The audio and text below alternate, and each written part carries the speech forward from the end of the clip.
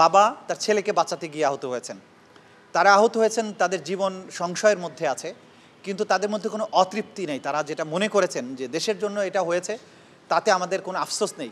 তবে বাংলাদেশে যারা এত বড় অপরাধগুলো করেছে তাদের বিচার জন্য আমরা দেখে যেতে পারি। আমরা গতকালকে ঢাকা মেডিকেল কলেজের কয়েকটা ইউনিটে গিয়েছিলাম, যারা আহত আছেন সেখানে চিকিৎসাধীন, তাদের খোঁজখবর নেওয়ার জন্য, বাস্তবে অবস্থাটা দেখার জন্য, এবং আমাদের সাথে তদন্ত সংস্থার লোকেরাও ছিলেন।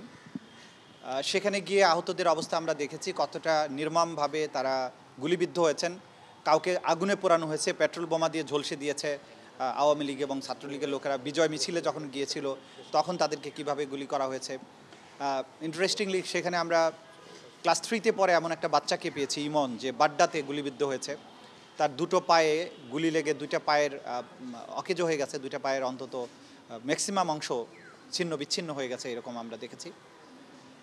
সেগুলো দেখে তাদের বক্তব্য আমরা শুনেছি প্রাথমিকভাবে। আমাদের তদন্ত সংস্থার লোকেরা পরবর্তীতে গিয়ে এই সমস্ত আহতদের ডিটেইল বক্তব্য গ্রহণ করবেন, যে ঘটনায় কিভাবে তারা শিকার হয়েছিলেন, কখন তাদেরকে গুলি করা হয়েছিল, কারা গুলি করেছিল, যতটুকু তারা দেখেছেন, এই সব বিষয়ে বিস্তারিত সাক্ষ্য প্রমাণ রেকর্ড আমাদের তদন্ত সংস্থার লোকেরা পরবর্তী সময়ে গিয়ে করবেন। আমরা কালকে আসলে এটা শুরু করেছি। গতকালকে একই সাথে আমরা ঢাকা মেডিকেল কলেজের পরিচালক, একজন ব্রিগেডিয়ার জেনারেল, ওনার সাথে আমরা দেখা করেছি।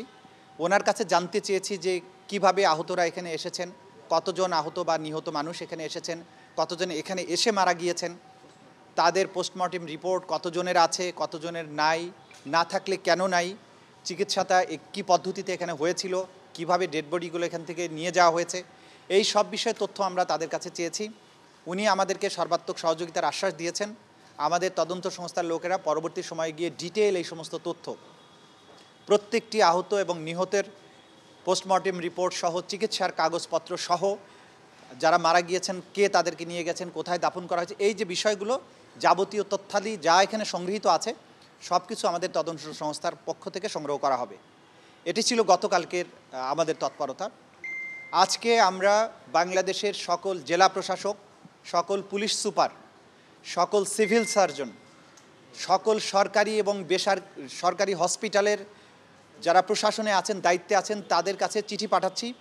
পাশাপাশি যে সমস্ত বড় বড় কবরস্থান আছে, সেই কবরস্থানের যারা প্রশাসক আছে তাদের কাছেও চিঠি পাঠানো হচ্ছে। যে বিশ্ববিদ্যালয়ের ভাইস চ্যান্সেলরগুলোর কাছে আমরা চিঠি পাঠাচ্ছি যে সেখানে কি কি ঘটনা ঘটেছে। তো এইগুলোর চিঠিতে আমরা অনুরোধ জানিয়েছি, হসপিটালে কতজন আহত নিহত মানুষ গিয়েছিলেন, কতজন চিকিৎসা গ্রহণ করেছেন, কতজন মারা গিয়েছে, তাদের সংক্রান্ত যত চিকিৎসার ডকুমেন্ট আছে এগুলো তদন্ত সংস্থায় সরবরাহ করার জন্য। পুলিশ সুপারদেরকে অনুরোধ করেছি যে তাদের এই এলাকার মধ্যে কতগুলো ঘটনা ঘটেছে, কতটা মামলা হয়েছে, কারা কারা সম্ভাব্য আসামি, কারা কারা ভিকটিম, এগুলোর তালিকা তারা দেবেন। কবরস্থানগুলোর কাছে চিঠি দেওয়ার উদ্দেশ্য হচ্ছে যে প্রত্যেকটা কবরস্থানে কতগুলো আইডেন্টিফাইড এবং কতজন আনআইডেন্টিফাইড মানুষকে দাফন করা হয়েছে সেই তথ্যগুলো আমাদের দরকার, এবং কী প্রক্রিয়ায় কবে তাদেরকে এখানে আনা হয়েছে সেই জিনিসগুলো জানা দরকার। মূলত এই একটা তদন্তের সূচনা লগ্নে যে প্রাথমিক জিনিসগুলো আমাদের দরকার সেগুলো আমরা কালেক্ট করার জন্য চিঠি দিয়েছি। আরেকটা চিঠি আমরা দিয়েছি সকল মিডিয়া হাউসগুলোকে, সেটা প্রিন্ট এবং ইলেকট্রনিক মিডিয়ার যারা এই প্রশাসনে আছেন তাদের কাছে চিঠি দিয়েছি যে আপনাদের কাছে এ যাবৎকালে এই আগস্ট বা জুলাই বিপ্লবের যত ডকুমেন্টস আপনাদের ক্যামেরায় ধারণ করা আছে, আপনাদের রিপোর্টে ধারণ করা আছে, এই সব কিছুর কপি আমাদেরকে সরবরাহ করার জন্য সেটাও আমরা রিকোয়েস্ট করেছি। আশা করছি সেগুলো আমরা পেয়ে যাব। এর মাধ্যমে আনুষ্ঠানিক তদন্তের যে যাত্রা সেটা আমরা শুরু করেছি। আমরা আজকেও বিকেলবেলায় আরও দুটো হসপিটালে পরিদর্শনে যাব। আমরা ধরেন প্রসিকিউশন টিম সহ তদন্ত সংস্থা গেলে বিস্তারিত তদন্তের সময়টা থাকে না, আমরা মোটামুটিভাবে দেখতে যাচ্ছি যে গ্র্যাভিটিটা কী ছিল, কিন্তু আসলে আমরা চলে আসার পরে পরবর্তী সময়ে তদন্ত সংস্থার লোকেরা গিয়ে আরও ডিটেল স্টেটমেন্ট দেবেন, যেটা ঘন্টার পর ঘন্টা সময় লাগবে বা দিনের পর দিন সময় লাগবে। এই কাজগুলো আমরা করছি।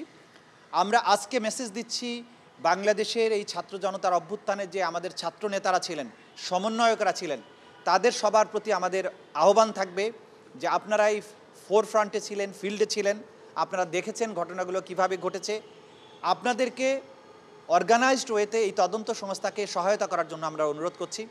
খুব সহসাই আমরা ছাত্র নেতাদেরকে বা সমন্বয়কদেরকে আমাদের এখানে আহ্বান জানাবো, তাদের সাথে বসে আমরা তাদের কাছে যে সমস্ত তথ্য প্রমাণ আছে এগুলো সংগ্রহের ব্যাপারে তারা কিভাবে আমাদের সহযোগিতা করবেন সেই বিষয়গুলো নির্ধারণের জন্য তাদেরকে আমরা এখানে আমন্ত্রণ জানাবো।